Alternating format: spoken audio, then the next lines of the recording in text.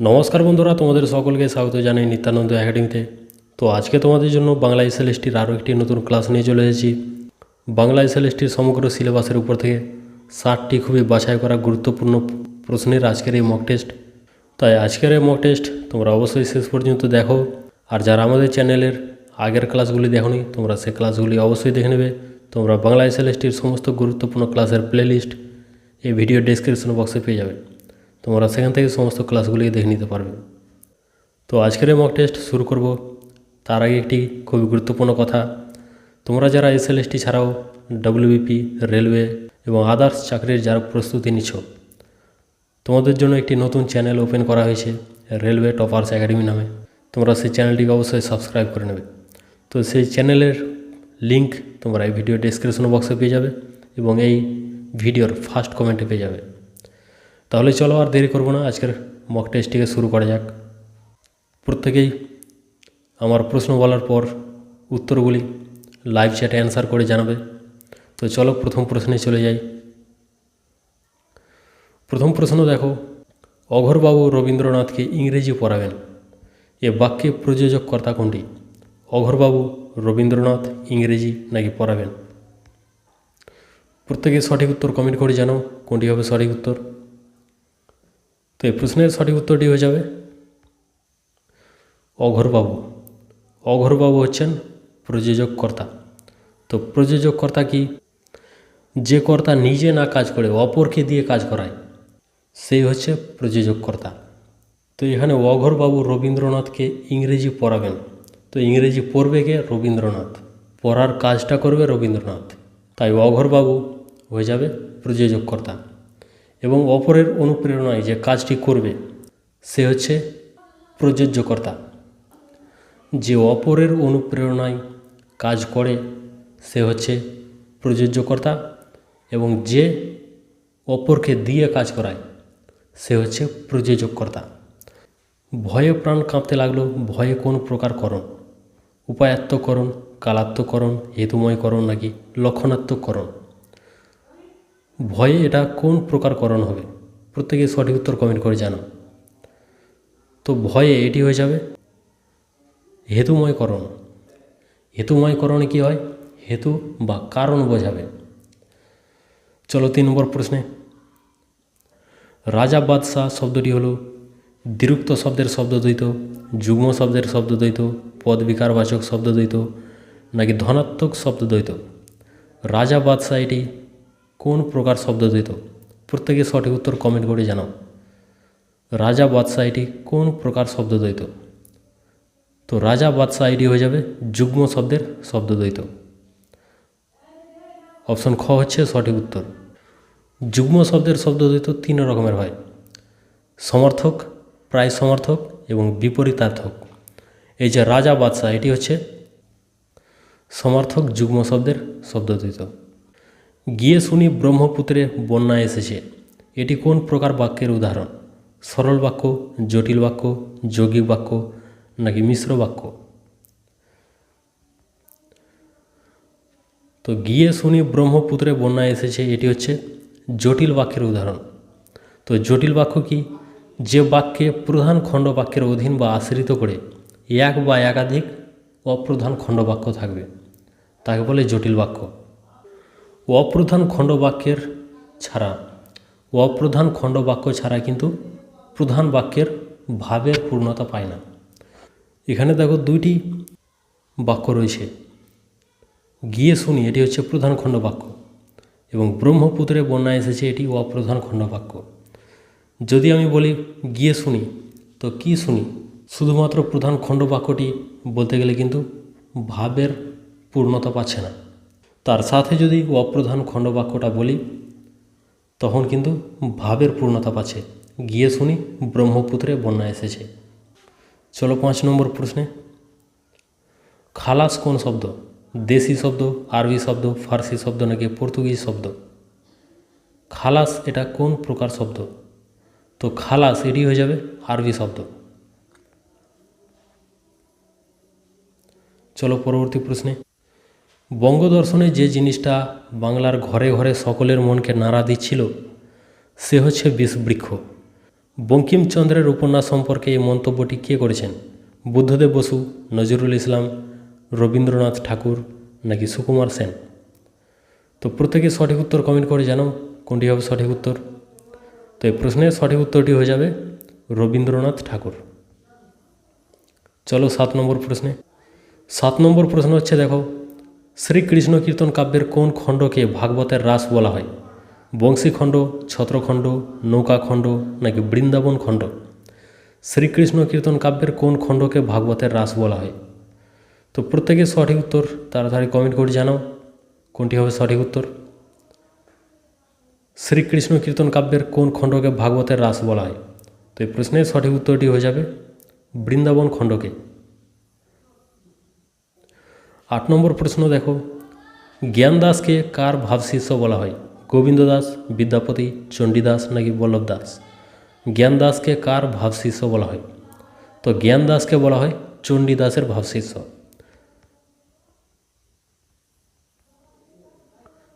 9 নম্বর প্রশ্ন, দেখো, চৈতন্য লীলার ব্যাস কাকে বলা হয়? কৃষ্ণদাস কবিরাজকে, বৃন্দাবন দাসকে, লোচন দাসকে নাকি বল্লভ দাসকে? চৈতন্য লীলার ব্যাস কাকে বলা হয়? প্রত্যেকে সঠিক উত্তর কমেন্ট করে জানাও।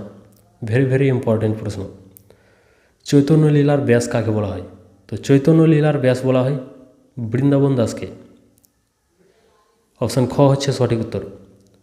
তো চৈতন্য লীলার ব্যাস বৃন্দাবন দাসকে আখ্যা দিয়েছিলেন কে? কৃষ্ণদাস কবিরাজ। বৃন্দাবন দাসকে চৈতন্য লীলার ব্যাস বলেছেন কৃষ্ণদাস কবিরাজ। চলো 10 নম্বর প্রশ্নে। উমাচরণ মাস্টারের লেখা বইটির নাম কি? প্রথম দিন, আক্কেল গুরুমু, আক্কেল গুরুম নাকি কেষ্টর শতনামা? উমাচরণ মাস্টারের লেখা বইটির নাম কি? তো উমাচরণ মাস্টারের লেখা বইটির নাম হচ্ছে আক্কেল গুরুম। 11 নম্বর প্রশ্ন, অন্নদামঙ্গল কাব্যের কয়টি ভাগ রয়েছে? 2টি, 3টি, 4টি নাকি 5টি? প্রত্যেকে সঠিক উত্তর কমেন্ট করে জানাও অন্নদামঙ্গল কাব্যের কয়টি খণ্ড রয়েছে? তো অন্নদামঙ্গল কাব্যের 3টি খণ্ড রয়েছে। 12 নম্বর প্রশ্ন, হিমালয় দর্শন কার লেখা? বেগম রোকেয়া, অন্নদাশঙ্কর রায়, সুনীল গঙ্গোপাধ্যায় নাকি রবীন্দ্রনাথ ঠাকুর? হিমালয় দর্শন কার লেখা? প্রত্যেকে সঠিক উত্তর কমেন্ট করে জানাও কোনটি হবে সঠিক উত্তর। তো হিমালয় দর্শন এটি বেগম রোকেয়ার লেখা। 13 নম্বর প্রশ্ন, ঝুলন্ত শব্দটিতে যে প্রত্যয় যুক্ত রয়েছে অক, ঘং, অন্ত নাকি অন? তো ঝুলন্ত শব্দটিতে যে প্রত্যয় যুক্ত রয়েছে সেটি হচ্ছে অন্ত। চলো পরবর্তী প্রশ্নে। 14 নম্বর প্রশ্ন, রসুল বিজয় কার লেখা কাব্য? শেখ ফয়জুল্লাহ, দৌলত উজির, মোহাম্মদ কবির নাকি জৈনুদ্দিন? রসুল বিজয় কার লেখা কাব্য? প্রত্যেকে সঠিক উত্তর কমেন্ট করে জানাও। মাদ্রাসা এসএলএসটির জন্য খুবই গুরুত্বপূর্ণ প্রশ্ন। কোনটি হবে সঠিক উত্তর? তো এই প্রশ্নের সঠিক উত্তরটি হয়ে যাবে জৈনুদ্দিন। রসুল বিজয় কার লেখা কাব্য? জৈনুদ্দিনের। পরবর্তী 15 নম্বর প্রশ্ন, ভাগবতের অনুবাদককে? মালাধর বসু, ময়ূর ভট্ট, সনাতন গোস্বামী নাকি বিজয় পণ্ডিত? ভাগবতের অনুবাদককে? প্রত্যেকে সঠিক উত্তর কমেন্ট করে জানাও ভাগবতের অনুবাদককে। তো ভাগবতের অনুবাদক হচ্ছেন মালাধর বসু। 16 নম্বর প্রশ্ন, ঘাস জন্মালো রাস্তায় এ বাক্যটিতে যে পদটি অধিকরণ কারক? ঘাস জন্মালো রাস্তায় নাকি জন্মালো রাস্তায়? এ বাক্যটিতে কোন পদটি অধিকরণ কারক? তো এই বাক্যটিতে যে পদটি হচ্ছে অধিকরণ কারক সেটি হচ্ছে রাস্তায়। 17 নম্বর প্রশ্ন, স্নেহের কাঙাল বেচারা উক্তিটি কার? ডাক্তারবাবু, রামবাবু, সিভিল সার্জন নাকি অবিনাশ বাবু?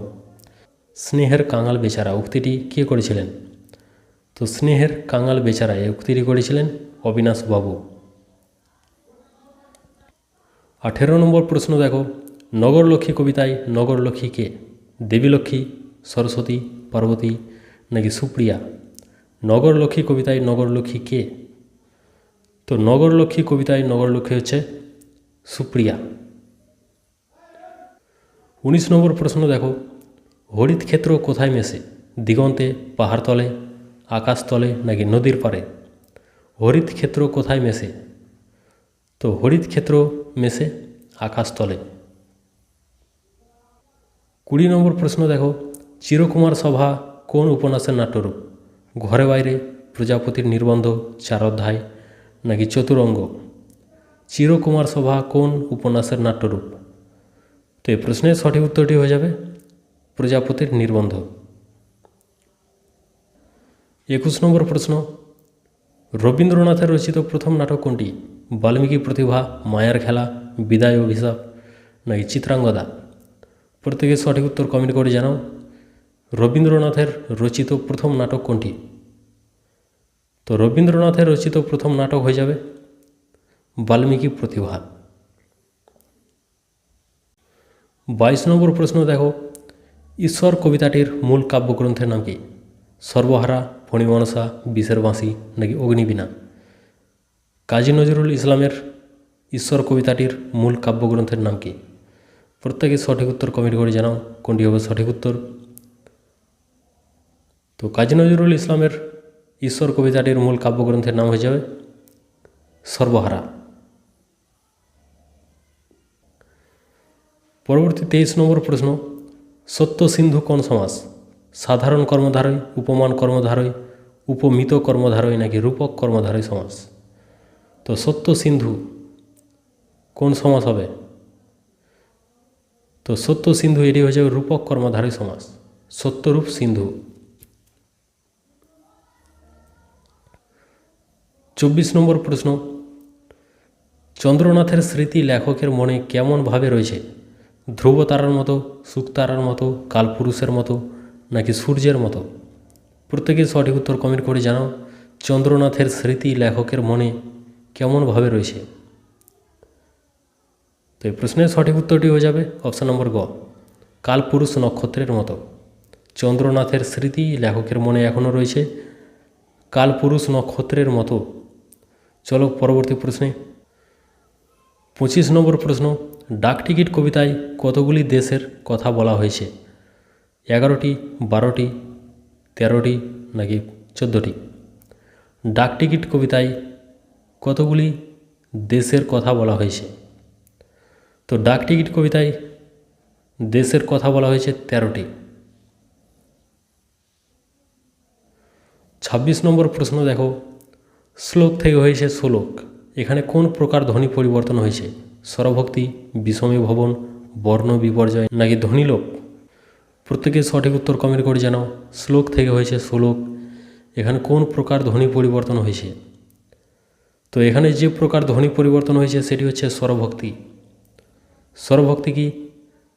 দুটি যুক্ত ব্যঞ্জনের মাঝে একটি স্বরধ্বনির আগমন হয়ে যুক্ত ব্যঞ্জনকে ভেঙে দেওয়ার রীতিকে বলা হচ্ছে স্বরভক্তি। চলো 27 নম্বর প্রশ্নে, অধিকাংশ লোকই টাকা চায়, টাকা কোন কারক? কর্তৃকারক, কর্মকারক, করণকারক নাকি অপাদানকারক? টাকা এখানে কোন প্রকার কারক হবে? প্রত্যেকে সঠিক উত্তর কমেন্ট করে জানাও। অধিকাংশ লোকই টাকা চায়, টাকা কোন কারক? তো টাকা হয়ে যাবে এটি কর্মকারক। পরবর্তী 28 নম্বর প্রশ্ন, বাংলা ভাষায় মোট কয়টি স্পর্শ বর্ণ রয়েছে? 23টি, 25টি, 26টি নাকি 27টি? বাংলা ভাষায় মোট কয়টি স্পর্শ বর্ণ রয়েছে? প্রত্যেকে সঠিক উত্তর কমেন্ট করে জানাও। বাংলা ভাষায় মোট কয়টি স্পর্শ বর্ণ রয়েছে? তো বাংলা ভাষায় মোট স্পর্শ বর্ণ রয়েছে 25টি। ক থেকে ম পর্যন্ত প্রত্যেকটি হচ্ছে স্পর্শ বর্ণ। চলো পরবর্তী প্রশ্নে, একটি জাহ্নবী ঢেউ সাগরে মিলায়ে যায় আপনা বিনাশী, উদ্ধৃত অংশটি কোন কবিতার? এই জীবন, নূতন জীবন, ঘর নাকি আবহমান? একটি জাহ্নবী ঢেউ সাগরে মিলায়ে যায় আপনা বিনাশী, উদ্ধৃতিটি কোন কবিতার? প্রত্যেকে সঠিক উত্তর কমেন্ট করে জানাও। তো এই প্রশ্নের সঠিক উত্তরটি হয়ে যাবে নূতন জীবন। 30 নম্বর প্রশ্ন, যা গিয়ে ওই উঠোনে তোর দাঁড়া, তোর কোন প্রকার সর্বনাম? আত্মবাচক সর্বনাম, প্রশ্নবাচক, ব্যক্তিবাচক নাকি নির্দেশক? তোর এটি কোন প্রকার সর্বনাম হবে? প্রত্যেকে সঠিক উত্তর কমেন্ট করে জানাও। তোর এখানে কোন প্রকার সর্বনাম? তো এখানে তোর হয়ে যাবে ব্যক্তিবাচক সর্বনাম। 31 নম্বর প্রশ্ন, এখানে আকাশ নীল কবিতায় কোন কাব্যের উল্লেখ রয়েছে? মনসামঙ্গল, চণ্ডিকামঙ্গল, কালিকামঙ্গল নাকি ধর্মমঙ্গল? এখানে আকাশ নীল কবিতায় কোন কাব্যের উল্লেখ রয়েছে? প্রত্যেকে সঠিক উত্তর কমেন্ট করে জানাও। তো এই প্রশ্নের সঠিক উত্তরটি হয়ে যাবে চণ্ডিকামঙ্গল। 32 নম্বর প্রশ্ন, প্রফুল্ল নাটকের রচয়িতা কে? অমৃতলাল বসু, শরৎচন্দ্র চট্টোপাধ্যায়, বঙ্কিমচন্দ্র চট্টোপাধ্যায় নাকি গিরিশচন্দ্র ঘোষ? প্রফুল্ল নাটকের রচয়িতা কে? প্রত্যেকে সঠিক উত্তর কমেন্ট করে জানাও। তো প্রফুল্ল নাটকের রচয়িতা হয়ে যাবে গিরিশচন্দ্র ঘোষ। 33 নম্বর প্রশ্ন, রবীন্দ্রনাথের কাবুলিওয়ালা গল্পটি কোন পত্রিকায় প্রকাশিত হয়? সাধনা, হিতবাদী, ভারতী নাকি বঙ্গদর্শন? রবীন্দ্রনাথের কাবুলিওয়ালা গল্পটি কোন পত্রিকায় প্রকাশিত হয়? প্রত্যেকে সঠিক উত্তর জানাও লাইভ চ্যাটে। তো এই প্রশ্নের সঠিক উত্তরটি হয়ে যাবে সাধনা। রবীন্দ্রনাথের কাবুলিওয়ালা গল্পটি সাধনা পত্রিকায় প্রকাশিত হয়। 34 নম্বর প্রশ্ন, প্রফেসর শঙ্কুর খাতাটা কতক্ষণ উনুনে ফেলে রাখা হয়েছিল? 1 ঘন্টা, 3 ঘন্টা, 6 ঘন্টা নাকি 5 ঘন্টা? প্রত্যেকে সঠিক উত্তর জানাও। প্রফেসর শঙ্কুর খাতাটা কতক্ষণ উনুনে ফেলে রাখা হয়েছিল? তো এই প্রশ্নের সঠিক উত্তরটি হয়ে যাবে 5 ঘন্টা। চলো পরবর্তী প্রশ্ন, প্রফেসর শঙ্কুর ভৃত্যের নাম কি? লক্ষণ, রতন, প্রহ্লাদ নাকি সুরেন? প্রফেসর শঙ্কুর ভৃত্যের নাম কি? তো প্রফেসর শঙ্কুর ভৃত্যের নাম হচ্ছে প্রহ্লাদ। 36 নম্বর প্রশ্ন, প্রত্যেকে সঠিক উত্তর কমেন্ট করে জানাবে। বিরিঞ্চি বাবা গল্পের লেখক কে? লীলা মজুমদার, সতীনাথ ভাদুরী, রাজশেখর বসু নাকি বনফুল? বিরিঞ্চি বাবা গল্পের লেখক কে? তো বিরিঞ্চি বাবা গল্পের লেখক হচ্ছেন রাজশেখর বসু। চলো 37 নম্বর প্রশ্নে, তারাশঙ্কর বন্দ্যোপাধ্যায়ের প্রথম উপন্যাসের নাম কি? নীলকণ্ঠ, পাষাণপুরী, চৈতালি ঘূর্ণি নাকি প্রেম ও প্রয়োজন? প্রত্যেকে সঠিক উত্তর জানাও। তারাশঙ্কর বন্দ্যোপাধ্যায়ের প্রথম উপন্যাসের নাম কি? তো তারাশঙ্কর বন্দ্যোপাধ্যায়ের প্রথম উপন্যাসের নাম হয়ে যাবে চৈতালি ঘূর্ণি। 38 নম্বর প্রশ্ন, তারাশঙ্কর বন্দ্যোপাধ্যায় কোন উপন্যাসের জন্য সাহিত্য একাডেমি পুরস্কার পান? গণদেবতা, চৈতালি ঘূর্ণি, আরোগ্যনিকেতন নাকি ধাত্রী দেবতা? তারাশঙ্কর বন্দ্যোপাধ্যায় কোন উপন্যাসের জন্য সাহিত্য একাডেমি পুরস্কার পান? প্রত্যেকেই সঠিক উত্তর জানাও। তো তারাশঙ্কর বন্দ্যোপাধ্যায় যে উপন্যাসের জন্য সাহিত্য একাডেমি পুরস্কার পান সেই উপন্যাস হচ্ছে আরোগ্যনিকেতন। মাস্টারমশাই একজন আসল কবি, উদ্ধৃত অংশটির বক্তা কে? লেখক, সতু, কানাই নাকি সারদা? মাস্টারমশাই একজন আসল কবি, উদ্ধৃত অংশটির বক্তা কে? তো এই প্রশ্নের সঠিক উত্তরটি হয়ে যাবে সতু। 40 নম্বর প্রশ্ন দেখো, ওটা কার বাড়ি? ওটা কোন প্রকার সর্বনাম? নির্দেশক সর্বনাম, অনির্দেশক সর্বনাম, প্রশ্নসূচক সর্বনাম নাকি আলংকারিক সর্বনাম? ওটা এটা কোন প্রকার সর্বনাম হয়ে যাবে? তো ওটা হয়ে যাবে নির্দেশক সর্বনাম। 41 নম্বর প্রশ্ন দেখো, নানাবিদ্যার আয়োজন প্রবন্ধে যন্ত্রতন্ত্র যোগে প্রাকৃত বিজ্ঞান শিক্ষা দিতেন কে? উমাচরণ চক্রবর্তী, নীলকমল ঘোষাল, সতীনাথ দত্ত নাকি অঘোরবাবু? প্রত্যেকে সঠিক উত্তর কমেন্ট করে জানাও। নানাবিদ্যার আয়োজন প্রবন্ধে যন্ত্রতন্ত্র যোগে প্রাকৃত বিজ্ঞান শিক্ষা দিতেন কে? তো এই প্রশ্নের সঠিক উত্তরটি হয়ে যাবে সতীনাথ দত্ত। পরবর্তী প্রশ্ন, ভারতচন্দ্রের অন্নদামঙ্গল কাব্যের পৃষ্ঠপোষক কে ছিলেন? রাজা কৃষ্ণচন্দ্র, লক্ষণ সেন, শশাঙ্ক নাকি মানসিংহ? ভারতচন্দ্রের অন্নদামঙ্গল কাব্যের পৃষ্ঠপোষক কে ছিলেন? প্রত্যেকে সঠিক উত্তর কমেন্ট করে জানাও। সঠিক উত্তরটি কী হবে? তো এই প্রশ্নের সঠিক উত্তরটি হয়ে যাবে অপশান নম্বর ক, রাজা কৃষ্ণচন্দ্র। চলো পরবর্তী প্রশ্নে, গিরিশ মহাপাত্রের হাতের লাঠির হাতলটি ছিল কিসের তৈরি? হরিণের সিংয়ের, মোষের সিংয়ের, হাতির দাঁতের, নাই কোনোটি নয়? গিরিশ মহাপাত্রের হাতের লাঠির হাতলটি ছিল কিসের তৈরি? তো এই প্রশ্নের সঠিক উত্তরটি হয়ে যাবে হরিণের সিংয়ের। 44 নম্বর প্রশ্ন দেখো, শ্রীকৃষ্ণ কীর্তন কাব্যের কোন খণ্ডের কাহিনী অসম্পূর্ণ? রাধা বিরহ, ভারখণ্ড, নৌকাখণ্ড, নাকি বৃন্দাবন খণ্ড? শ্রীকৃষ্ণ কীর্তন কাব্যের কোন খণ্ডের কাহিনী অসম্পূর্ণ? প্রত্যেকে সঠিক উত্তর জানাও লাইভ চ্যাটে অ্যান্সার করে। শ্রীকৃষ্ণ কীর্তন কাব্যের কোন খণ্ডের কাহিনী অসম্পূর্ণ? তো এই প্রশ্নের সঠিক উত্তরটি হয়ে যাবে ভারখণ্ড। চলো পরবর্তী প্রশ্নে। রূপ লাগি আঁখি ঝরে গুণে মন ভোর কার রচিত পদ? জ্ঞানদাস, বিদ্যাপতি, চণ্ডীদাস, নাকি গোবিন্দ দাস? রূপ লাগি আঁখি ঝরে গুণে মন ভোর কার রচিত পদ? প্রত্যেকে সঠিক উত্তর জানাও। তো এই প্রশ্নের সঠিক উত্তরটি হয়ে যাবে জ্ঞানদাস। পরবর্তী 46 নম্বর প্রশ্ন, রবীন্দ্রনাথের রক্তকরবী নাটকের প্রথম নাম কী ছিল? দক্ষপুরী, যক্ষপুরী, নন্দিনী, নাকি রক্তকরবী? রবীন্দ্রনাথের রক্তকরবী নাটকের প্রথম নাম কী ছিল? তো রবীন্দ্রনাথের রক্তকরবী নাটকের প্রথম নাম ছিল যক্ষপুরী। 47 নম্বর প্রশ্ন দেখো, নেপালি ভাষার আদিতম কবি কাকে বলা হয়? ইকবাল, অমৃতা প্রীতম, ভানুভক্ত, নাকি বিজয় তেন্ডুলকর? নেপালি ভাষার আদিতম কবি কাকে বলা হয়েছে? তো নেপালি ভাষার আদিতম কবি হলেন ভানুভক্ত।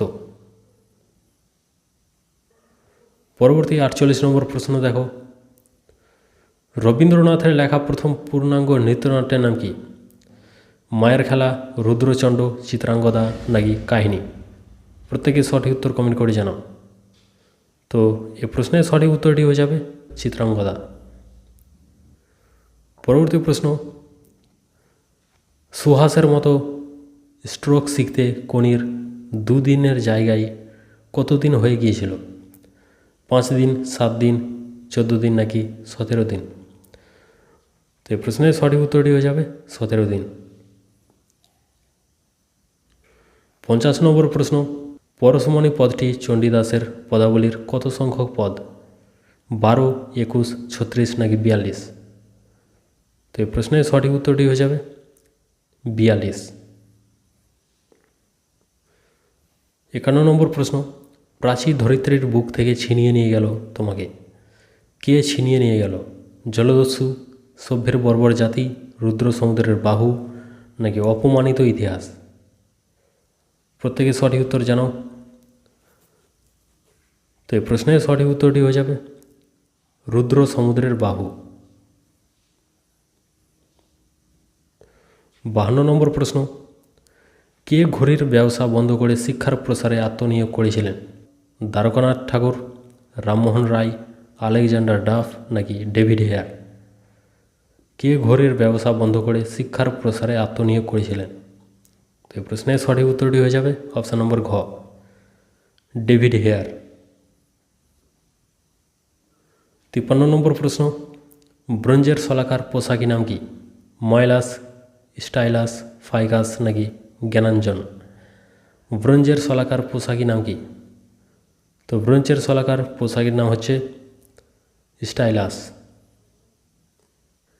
54 নম্বর প্রশ্ন দেখো, ভারতবর্ষের আহার প্রবন্ধ অনুসারে কোথায় সামিস বনাম নিরামিষ প্রসঙ্গের অবতারণা দেখা যায়? রামায়ণে, মহাভারতে, মঙ্গল কাব্যে, নাকি খ ও গ দুটোই ঠিক? সরি, এখানে হবে ভারতবাসীর আহার। ভারতবাসীর আহার প্রবন্ধ অনুসারে কোথায় সামিস বনাম নিরামিষ প্রসঙ্গের অবতারণা দেখা যায়? কোনটি হবে সঠিক উত্তর? তো এই প্রশ্নের সঠিক উত্তরটি হয়ে যাবে মহাভারতে। 55 নম্বর প্রশ্ন, কিন্তু একঘেয়ে কাজ করতে ভয়ানক আপত্তি কার? কার একঘেয়ে কাজ করতে ভয়ানক আপত্তি? হরিদার, জগদীশবাবুর, রামবাবুর, নাকি নদের চাঁদের? প্রত্যেকে সঠিক উত্তর কমেন্ট করে জানাও কোনটি হবে সঠিক উত্তর। তো এই প্রশ্নের সঠিক উত্তরটি হয়ে যাবে হরিদার। 56 নম্বর প্রশ্ন, রবীন্দ্রনাথের প্রথম মুদ্রিত কাব্যগ্রন্থের নাম কি? সন্ধ্যা সঙ্গীত, কবি ও কাহিনী, বউ ঠাকুরানীর হাট নাকি ছবি ও গান? তো রবীন্দ্রনাথের প্রথম মুদ্রিত কাব্যগ্রন্থের নাম হয়ে যাবে কবি কাহিনী। 57 নম্বর প্রশ্ন, কে ভারতচন্দ্রের কাব্যকে রাজকণ্ঠের মণিমালার সঙ্গে তুলনা করেছেন? মধুসূদন দত্ত, রবীন্দ্রনাথ ঠাকুর, রাজা কৃষ্ণচন্দ্র নাকি সুনীতি কুমার চট্টোপাধ্যায়? কে ভারতচন্দ্রের কাব্যকে রাজকণ্ঠের মণিমালার সঙ্গে তুলনা করেছেন? তো এই প্রশ্নের সঠিক উত্তরটি হয়ে যাবে রবীন্দ্রনাথ ঠাকুর। 58 নম্বর প্রশ্ন, মায়ার বাঁধনে বেঁধেছে আমায়। বাঁধন এটা কোন প্রকারকরণ? উপায়ত্তকরণ, হেতুময়করণ, সমধাতুজকরণ নাকি যন্ত্রাত্মককরণ? বাঁধন এটি কোন প্রকারকরণ? তো বাঁধন এটি হয়ে যাবে সমধাতুজকরণ। যখন ক্রিয়া এবং করণ পদ উভয়ই একই ধাতু থেকে গঠিত হয় তখনই হয় সমধাতুজকরণ। এখানে ক্রিয়াপদ হচ্ছে বেঁধেছে এবং করণ পদটি হচ্ছে বাঁধন। তো দুটোই কিন্তু বাঁধ ধাতু থেকে উৎপন্ন হয়েছে, তাই বাঁধন এটি হয়ে যাবে সমধাতুজকরণ। চলো 59 নম্বর প্রশ্নে, কানাকানি কোন সমাস? মধ্যপদলোপী বহুব্রীহি, ব্যাধিকরণ বহুব্রীহি, সমানাধিকরণ বহুব্রীহি নাকি ব্যতিহার বহুব্রীহি? কানাকানি কোন সমাস? তো কানাকানি এটি হয়ে যাবে ব্যতিহার বহুব্রীহি। কানাকানি এটির ব্যাস বাক্য কী হবে? কানে কানে যে কথা, তাই এটি হয়ে যাবে কি ব্যতিহার বহুব্রীহি। চলো আজকের মক টেস্টের লাস্ট প্রশ্নে, ল্যাংস্টন হিউজের প্রথম উপন্যাসের নাম কি? The Negro speaks of river, the Negro artist and racial mountain, not without laughter, the ways of white folks. Langston হিউজের প্রথম উপন্যাসের নাম কি? তো ল্যাংস্টন হিউজের প্রথম উপন্যাসের নাম হয়ে যাবে নট উইদাউট লাফটার। অপশান গ হচ্ছে সঠিক উত্তর। তো আজকের মক টেস্ট এখানে শেষ হচ্ছে। আজকের এই 60টি প্রশ্নের মধ্যে তোমরা কতগুলি প্রশ্নের উত্তর নিজে থেকে সঠিকভাবে দিতে পারলে সেটি অবশ্যই কমেন্ট করে জানাও। তাহলে দেখা হচ্ছে পরবর্তী গুরুত্বপূর্ণ মক টেস্টে।